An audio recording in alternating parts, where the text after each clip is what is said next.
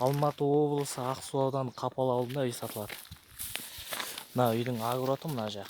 Кейін агроты бір 20 соты ма, 25 соты ма сондай бар. 30 соты.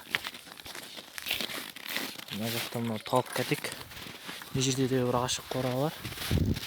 Мына жағында бір жаңадан салған қора, көк кірпіштен салған қора. Қанша мал сияды мынаған? Мынаған біраз сияды. Бір 40 бастай сиятын жар. Іріға ұстауға болады. Шипырлары бар жап-жаңа. Үй міне мына үй. Үй қанша бөлме? 5 бөлмелі үй. Мына жағында тағы да бір ашық қоралар бар.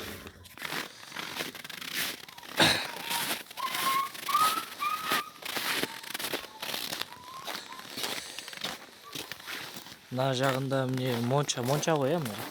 Монша клет бар мына жақта.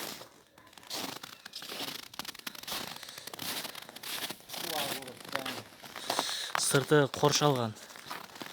Сырты міне бір 15 метр ма, 20 метр жер ма қоршалған.